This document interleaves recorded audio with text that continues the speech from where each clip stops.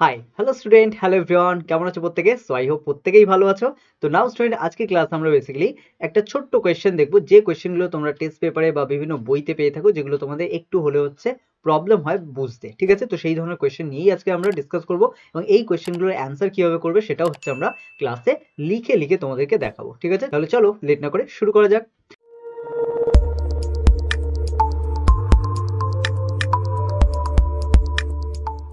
তো স্টুডেন্ট, ফার্স্টে দেখো আমাদের কি বলা আছে কোয়েশ্চেনে, বলেছে SO3 কে সরাসরি জলে দ্রবীভূত করে H2SO4 প্রস্তুত করা হয় না কেন? তো দেখো সেক্ষেত্রে আমরা এখানে বলতে পারি যে SO3 যখন জলের সাথে বিক্রিয়া হয় তখন দেখো সেখান থেকেও কিন্তু অ্যাকচুয়ালি H2SO4 উৎপন্ন করা সম্ভব। ঠিক আছে, তো দেখো আমরা হচ্ছে এখানে প্রথমে H2O লিখি, মানে জল, যেটা আমরা সংকেত প্রত্যেকেই জানি, তাই তো?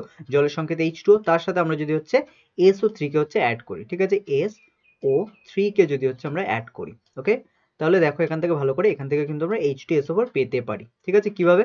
দেখো এখানে H2 আছে, তো আমরা ফার্স্টে H2 লিখে দিই। ওকে, তাহলে এখান থেকে আমরা H2 লিখে দিই। ক্লিয়ার? তারপরে দেখো এখানে কি আছে, S আছে, তাই তো? H2S। তারপরে দরকার কি আমাদের সালফিউরিক অ্যাসিড প্রস্তুতের জন্য SO4, তাহলে ও এখানে তিনটে, এখানে একটা, চারটে, তাহলে এখানে O4 ও আমরা লিখতে পারি, তাই তো? তো এখানে আমরা O4 লিখতে পারি। ওকে, তাহলে দেখো এখানে H2 মানে জল, তার সাথে যদি আমরা SO3 কে সরাসরি বিক্রিয়া করাই তাহলে H2SO4 উৎপন্ন হতে পারে। তো সেটাই এখানে আমাদের দেওয়া হয়েছে যে SO3 বা সালফার ট্রাই অক্সাইড এবং জলের বিক্রিয়ায় সালফিউরিক অ্যাসিড উৎপন্ন হয়, যেটা সংকেত H2SO4, এবং প্রচুর পরিমাণে তাপ উৎপন্ন হয়। এই অধিক পরিমাণ তাপের ফলে অধিকাংশ SO3 উদ্বায়ী হয়ে যায়। বোঝা গেল? এখানে যে অধিক পরিমাণ তাপ উৎপন্ন হয় তার ফলে এখানে যে SO3 থেকে সেটা কি হয়, উবে যায়। ঠিক আছে, মানে এটা উবে যায় ধোঁয়ার আকারে।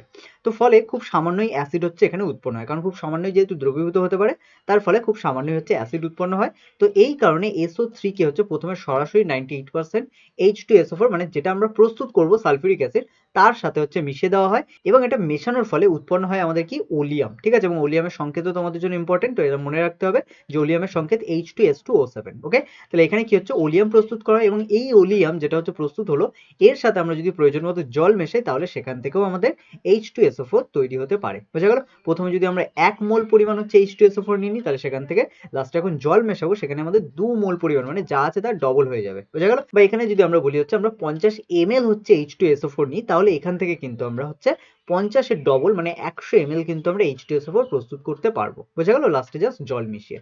তো এখানে দেখো নিচে আমাদের রিঅ্যাকশনও দেওয়া আছে, তোমাদের লেখার সময় লেখার সাথে সাথে রিঅ্যাকশনও দিতে হবে। ওকে, তাহলে দেখো এখানে কি আছে, বলেছে SO3 প্লাস H2SO4, তারপর এখানে অ্যারো দিয়ে দেওয়া আছে H2S2O7। প্রথমে যেটা আমরা বলেছিলাম যে ওলিয়াম তৈরি হবে, তো ওলিয়াম তৈরি হলো এবং এই ওলিয়াম যেটা H2S2O7, এই H2S2O7 এর সাথে যখন H2 মানে জল যখন মেশানো হচ্ছে তখন এখান থেকে 2 মোল পরিমাণ H2SO4 উৎপন্ন হবে। ঠিক আছে, তো স্টুডেন্ট আই হোপ পুরোটা বুঝতে পেরেছো তোমরা, কোনো রকম ডাউট নেই। তো স্টুডেন্ট যদি ডাউট থাকে তাহলে কমেন্ট করছো, আর যদি ভালো লাগে তাহলেও কমেন্ট করছো, করে জানাও যে ক্লাসগুলো কেমন লাগছে। ঠিক আছে, আর এছাড়াও তোমরা কি করবে, এই ক্লাসগুলোর লিংক অবশ্যই তোমাদের বন্ধুদের সাথে শেয়ার করবে, যাতে তাদেরও হচ্ছে এই ধরনের কনসেপ্ট নিয়ে কোনো রকম প্রবলেম না হয়। ঠিক আছে, তো স্টুডেন্ট চলো আজকে ক্লাস আমরা এখানেই শেষ করবো, দেখা হচ্ছে তোমাদের সাথে আবার নেক্সট ক্লাসে। ওকে।